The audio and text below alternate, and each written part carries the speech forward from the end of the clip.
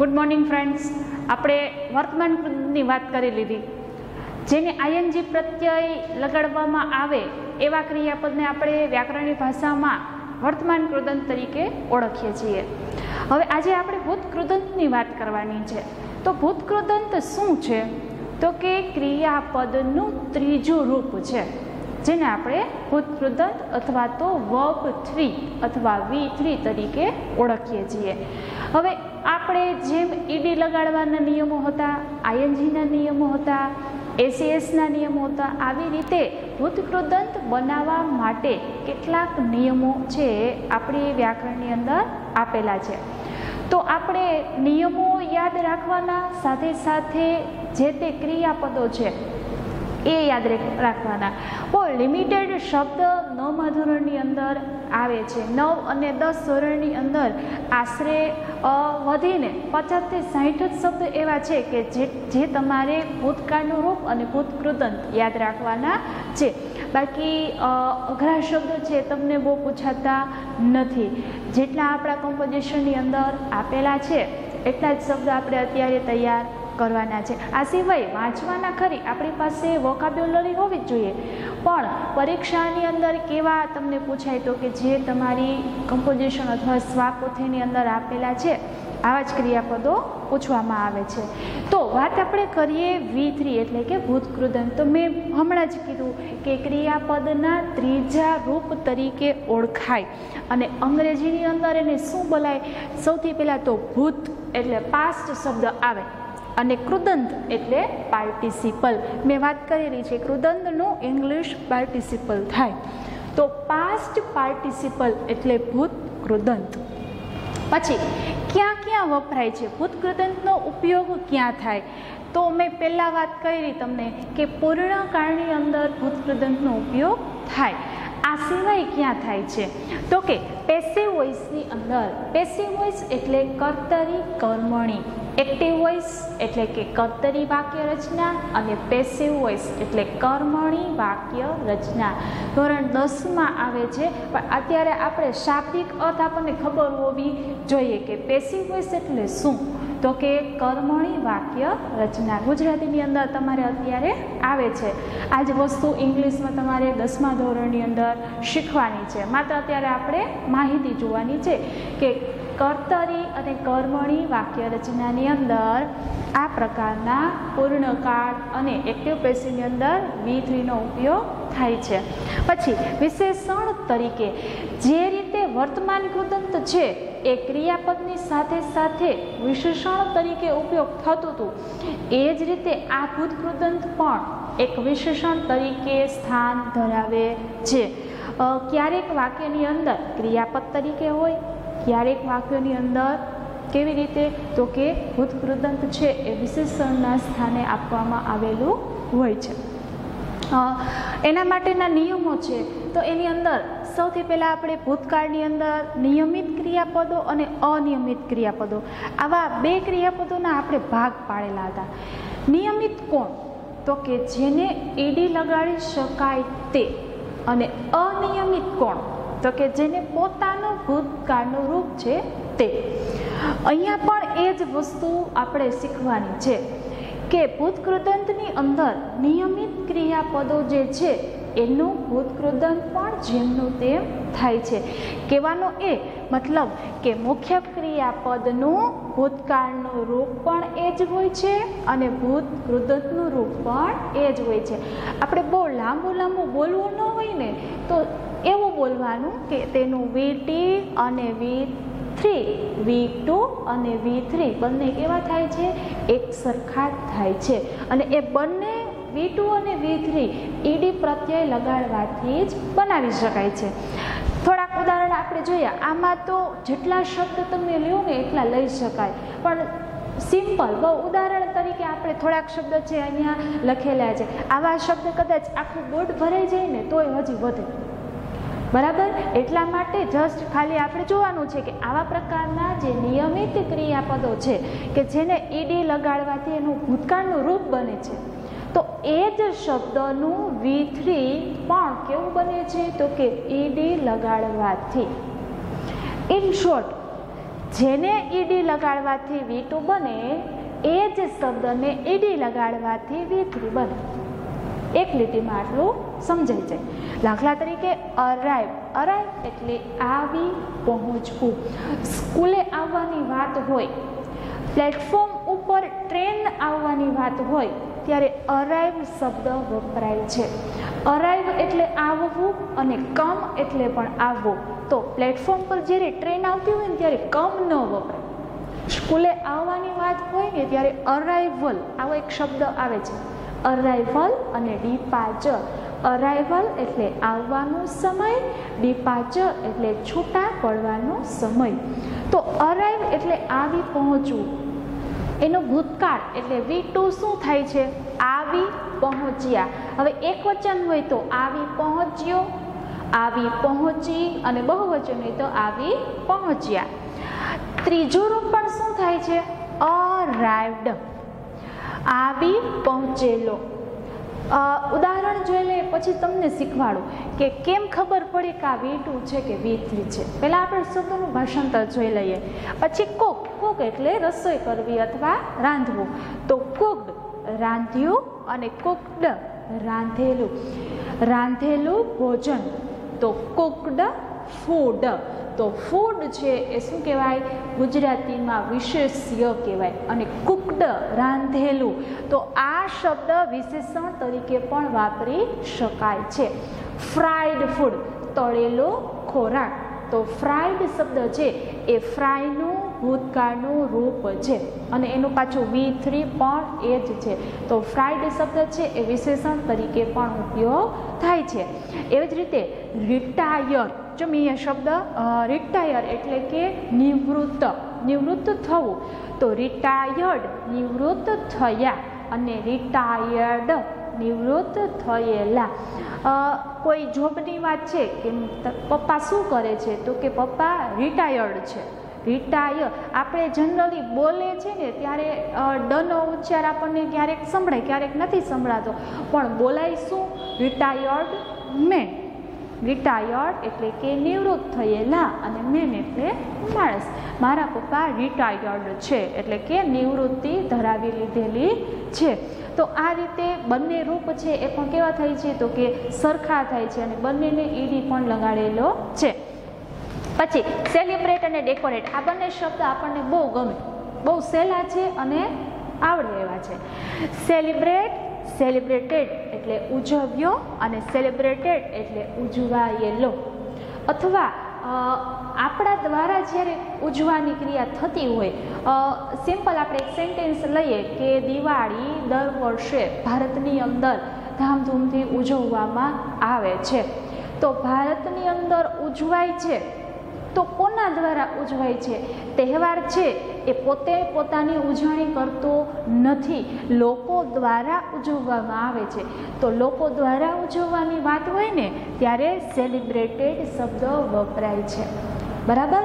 એટલે ક્યારેક નિબંધ લખતા હોય ને ત્યારે આ સેલિબ્રેટેડ, ડેકોરેટેડ આવા કોઈ શબ્દ આવે એટલે જનરલી નિબંધ આપણે તહેવાર વિશે લખતા હોય ત્યારે આપણે વર્તમાન કાળનો ઉપયોગ કરતા હોય. બરાબર? દર વર્ષે ઉજવવામાં આવે છે અથવા લોકોની કંઈ આપણે વાત કરવી છે, નવરાત્રિનો નિબંધ લખતા હોય સપોઝ આપણે, તો લોકો ગરબે રમે છે તો એ સાદો વર્તમાન કાળમાં જ વાક્ય બને. પણ જે ગરબીનો ચોક છે એને શણગારવામાં આવે છે આવું કીધું હોય તો કોના દ્વારા શણગારવામાં આવે છે? તો કે લોકો દ્વારા. ત્યારે ડેકોરેટેડ આવો શબ્દ છે એ વાપરવામાં આવે છે.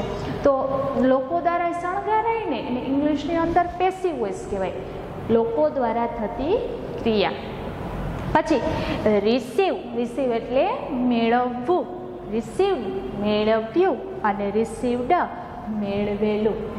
હવે આ બંને શબ્દ ઈડી વાળા છે તો કઈ રીતે ખબર પડે કે આ V2 છે કે V3 છે? તો કે જ્યારે આ V3ની આગળ હેવ, હેઝ કે હેડ આપેલ હોય ત્યારે આ શબ્દ V3 કહેવાય. જ્યારે આ શબ્દ એકલા હોય એટલે કે કર્તા ક્રિયાપદ કર્મ લાઇનમાં ટુ બી ક્રિયા એની કોઈ સહાયકારક ન લાગેલું હોય ત્યારે એ V2 ગણાય છે. અને જ્યારે આ જ ક્રિયાપદની આગળ હેવ, હેઝ, હેડ લાગી જાય ત્યારે એ શું બની જાય? તો કે V3 બની જાય. ખાલી જગ્યા પૂરતી વખતે તો કે પૂર્ણકાળના આપણને ઇન્ડિકેટર્સ આપી દીધા હોય એટલે આપણે ફરજિયાત ખાલી જગ્યા શેનાથી પૂરવાની હોય? પૂર્ણકાળથી. ને પૂર્ણકાળમાં શું આવે? તો કે હેવ, હેઝ અને હેડ. તો આ રીતે બંને એક સરખા હોવા છતાંય આપણે ઓળખી શકીએ. શેના દ્વારા? તો કે એની આગળ જે સહાયકારક ક્રિયાપદો લાગેલા છે ને એના દ્વારા. રેડી? હવે આ થઈ ગયા નિયમિત ક્રિયાપદો. હવે આપણે અનિયમિત ક્રિયાપદોની વાત કરવાની છે. હવે અનિયમિત ક્રિયાપદોની અંદર ભૂતકાળમાં એવું હતું કે જેને પોતાનું ભૂતકાળનું રૂપ છે એવા ક્રિયાપદો.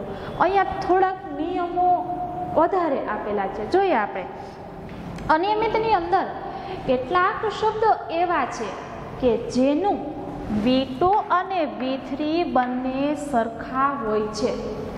V1, V2 અને V3. હવે આપણે આ જ રીતે બોલશું. વારે ઘડી આપણે ભૂતકાળનું રૂપ, ભૂતકૃદંતનું રૂપ તો આપણે બહુ લેન્ધી થઈ જાય. એટલા માટે V2 એટલે ભૂતકાળનું રૂપ અને V3 એટલે ભૂતકૃદંત. આ બંને કેવા હોય? તો કે એક સરખા હોય. રેડી? બ્રિંગ, લાવવું, બ્રોટ, લાવ્યો અથવા લાવી, લાવ્યા બહુવચનની સાથે પણ આ જ શબ્દ વપરાય છે. બ્રોટ એટલે લાવેલો, લાવેલા, લાવેલું. કોઈ પણ જે તે કરતા હોય એની સાથે આપણે એનું ગુજરાતી છે એ સેટ કરવાનું. પછી કેચ તો એનું ભૂતકાળનું રૂપ શું થાય છે? કોટ. તો એનું V3 પણ શું થાય છે? કોટ. પકડેલો, પકડાઈ ગયેલો. આવું કેવું છે? તો કોટ શબ્દ વપરાય. પછી ટીચ શીખવવું, ટોટ શીખવ્યું, ટોટ શીખવેલું. મેં તમને ધોરણ 8માં પૂર્ણ વર્તમાન કાળ શીખવેલો છે. તો એક સમયે મારી ક્રિયા પૂરી થઈ ગઈ છે પણ અત્યારે હું એની વાત કરું છું કે મેં ધોરણ 8માં તમને પૂર્ણ કાળ શીખવેલો છે. તો ત્યારે મારે ટોટ શબ્દનો ઉપયોગ કરવો પડે. આગળ પછી બાય ખરીદવું, બોટ ખરીદ્યું અને બોટ ખરીદેલું. બહુ સહેલું છે કારણ કે આ V2 છે ને આપણને હવે આવડે છે. 8મા ધોરણની અંદર આપણે સાદા ભૂતકાળમાં આ વસ્તુ શીખી ગયા છે. સાથે સાથે પૂર્ણકાળ પણ એક આવતો, પૂર્ણ વર્તમાન કાળ. ત્યારે પણ આ ભૂતકૃદંતની ચર્ચા નાની મોટી કરેલી જ હોય. એટલા માટે આપણને આ જે ભૂતકાળના રૂપો છે એ જ રૂપો ક્યાં આવશે? તો કે ભૂતકૃદંતની અંદર આવશે. કીપ રાખવું, કેપ્ટ રાખ્યું, કેપ્ટ રાખેલું. પછી સે કહેવું, સેડ કહ્યું, સેડ કહેલું. કહેલું છે કે તો એક સમયે કહેવાની ક્રિયા પૂરી થઈ ગઈ છે. એ જ વસ્તુ હું તમને કહું છું કે મેડમે કીધું છે કે, સરે કીધું છે કે. બરાબર? તો ત્યારે કહેલું છે, કીધેલું છે આવી વાત કરવી હોય તો સેડનો ઉપયોગ થાય. પછી સેન્ડ મોકલ્યું, સેન્ડ મોકલ્યું અને સેન્ટ મોકલેલો. સેન્ટ મેસેજીસ, જો મોબાઈલમાં હોય સેન્ટ મેસેજીસ એટલે કે મોકલેલા સંદેશાઓ. તો એ શું થયું? તો કે V3 થયું. ભૂતકૃદંત. મોકલેલા કોના દ્વારા મોકલેલા છે? તો કે આપણા દ્વારા. એટલે પેસિવ વોઇસની અંદર આ પ્રકારના ભૂતકૃદંતના રૂપો વપરાય છે. હવે કેટલાક શબ્દ એવા છે કે જેનું V1 અને V3.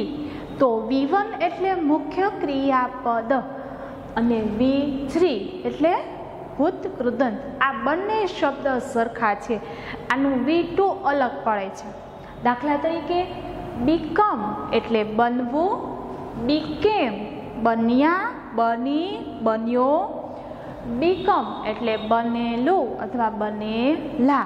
તો પહેલો શબ્દ બીકમ એટલે V1 પણ કેવું છે? બીકમ છે. V3 પણ કેવું છે? તો કે બીકમ છે. અલગ કયું પડે છે? તો કે V2.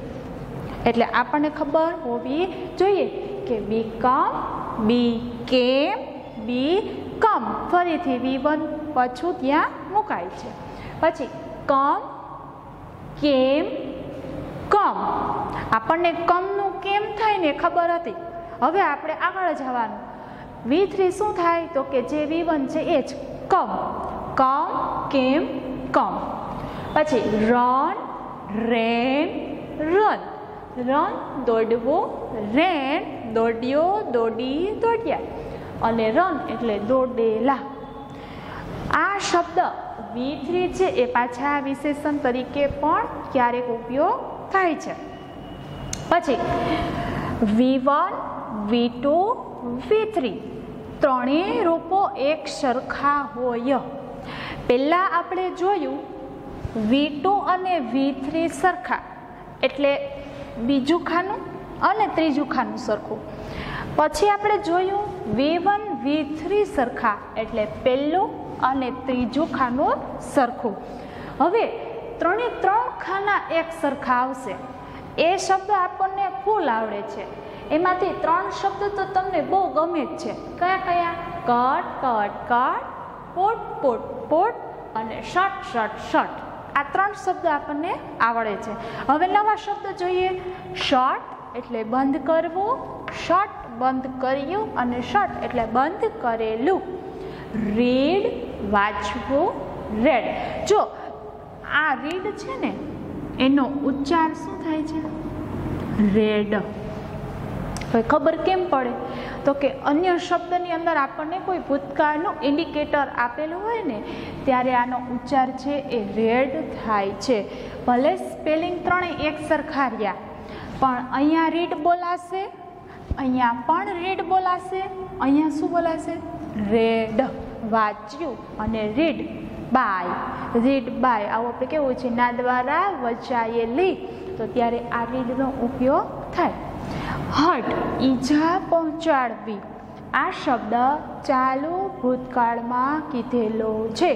ડબલ વર્બ સેન્ટેન્સીસ, બે ક્રિયાવાળા વાક્ય એની અંદર મેં વાત કરેલી છે. જ્યારે હું બગીચામાં રમતો હતો ત્યારે મારા પગને ઈજા થઈ. જો ત્યારે મેં કીધું હતું કે હર્ટ છે એનો V3 અથવા V2 પણ કેવું થાય છે? જેમનું તેમ જ થાય છે. તો હર્ટ, હર્ટ, હર્ટ.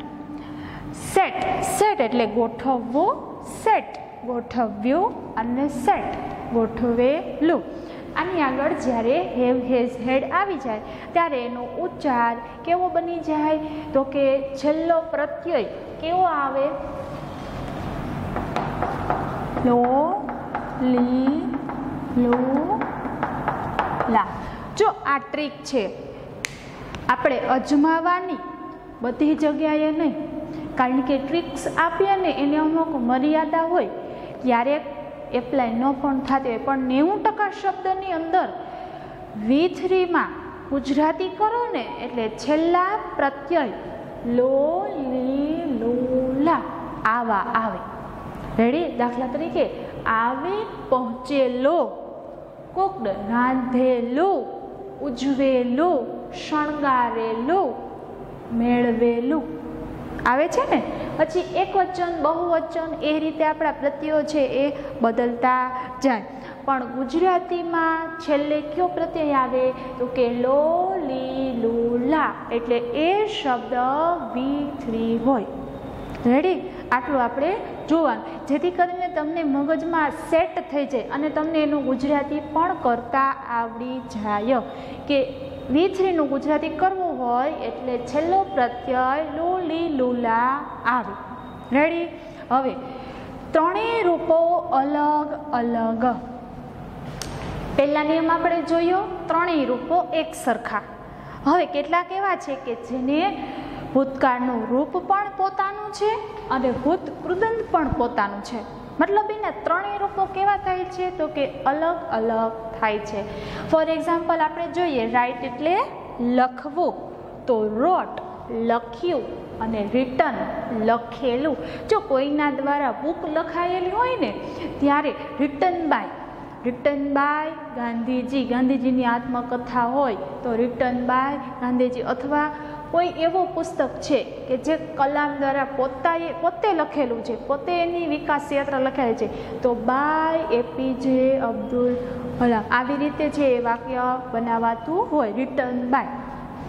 પછી ડ્રિંક પીવું, ડ્રેન્ક પીધું અને ડ્રંક પીધેલું. આપણે એવું કેવું છે કે તે ચામુંડાની લસ્સી પીધી, હા કે એકવાર પીધેલી છે, તો પીધેલી છે એક સમયે એની ક્રિયા પૂરી થઈ ગઈ છે પણ એ વાત અત્યારે કરે છે, તો એ વી3 કહેવાયો. રેડી. પછી આ ડ્રિંકની વાત કરી, એ રીતે ખાધેલીની વાત આપણે કરીએ કે ભાઈ નેત્રીની પાણીપુરી ખાધી, તો કે હા એ કે હમણાં તો લોકડાઉન છે પણ 4-5 મહિના પહેલાં ખાધેલી છે, ખાધી છે, આપણે એવું બોલીએ છીએ. તો ખાધેલી છે તો એ શું થયું કહેવાય, તો કે વી3 ઇટન શબ્દ આવે, ઇટ એટ ઇટન. પછી સિંગ ગાવું, સંગ ગાયું અને સંગ, જો આનો ઉચ્ચાર શું થાય, સેંગ, એનો ઉચ્ચાર સંગ, તો સિંગ સેંગ સંગ, ગાયેલું. રીંગ વગાડવું, રેંગ વગાડ્યું અને રંગ વગાડેલું. પછી ડ્રો દોરવું, ડ્રો દોર્યું અને ડ્રોન દોરેલું. સી જોવું, સો જોયું અને સીન જોયેલું. મૂવીની વાત આપણે લઈએ કે તે મિશન મંગલ જોયું છે, હા મેં જોયું છે, તો જોયું અને પાછું પાછળ છે તો એ પૂર્ણ વર્તમાન કાળ કહેવાય. આપણે જોયું છે બોલીએ એને શિષ્ટ ભાષામાં લઈ આવો ને એટલે જોયેલું છે, ખાધેલું છે, પીધેલું છે, રમેલું છે. આપણે અત્યારે લોકડાઉનના સમયની અંદર એક સરસ મજાની ઇન્ડોર ગેમ્સ આપણે રમીએ છીએ, ઈસ્ટો. તો એકાદ બીજા આપણે ભેગા થઈએ ને એટલે પૂછે કે તે ક્યારે રમેલી છે, તું ક્યારે ઈસ્ટો રમી છો કે રમ્યો છો, તો રમેલો છો, આવું આપણે જનરલી બોલતા નથી. પણ જ્યારે આપણે લખાણની વાત હોય ને ત્યારે આપણે લખવાની અને બોલવાની ભાષા અલગ છે. આપણે જે બોલીએ છીએ ને એ લખતા નથી, આપણે બોલીએ રમેલો છો, આવું આપણે બોલતા નથી જનરલી. રમ્યો છો આવી આપણે કાઠિયાવાડી ભાષામાં જ બોલીએ છીએ, પણ લખાણમાં આપણે શું બોલીએ, રમેલો છે, રમેલો છો. તો એ રમેલો શબ્દ છે એ શું થાય, તો કે પ્લેડ, એટલે નિયમિત ક્રિયાપદમાં વી3 તરીકે આવે. આ વસ્તુ છે. એના પછી સી વાત કરી દીધી આપણે, બ્રેક તોડવું, બ્રોક તોડ્યું અને બ્રોકન એટલે તોડેલું. પછી સ્પીક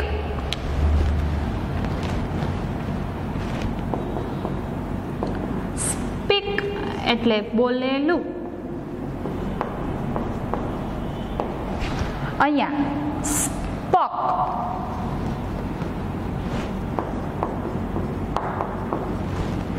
બોલ્યો અને અહીંયા આવશે સ્પોકન, એટલે પહેલો શબ્દ શું આવશે, સ્પીક એટલે બોલવું, સ્પોક એટલે બોલ્યું અને સ્પોકન એટલે બોલેલું, બોલ્યું અને બોલેલું. તો આ રીતે મોટાભાગના ક્રિયાપદો છે એ કેવા છે, તો કે ત્રણેય રૂપો અલગ અલગ. નિયમિત ક્રિયાપદો પણ ઘણા બધા છે, અનિયમિત ક્રિયાપદો પણ ઘણા બધા છે. તો આ વસ્તુ છે આને અત્યારે બોર્ડમાં સમાવી લીધી, પણ આટલા જ શબ્દ નથી. આખી બુક આવે વર્બની, જેમાંથી આપણે પાકા કરવા પડે. આની કોઈ શોર્ટકી હોય નહીં, એટલે સમય મળે તો આ ક્રિયાપદો આપણે અત્યારે ઘરે બેસીને તૈયાર કરવાના. આવતા લેક્ચરની અંદર આપણે પૂર્ણકાળની શરૂઆત કરશું, એટલે પહેલો કાળ શીખશું પૂર્ણ વર્તમાન કાળ. ત્યાં સુધીની અંદર એક કામ તૈયાર રાખવાનું, શું, તો કે બધાના વી3 એક વખત નજર કરી લેવાના.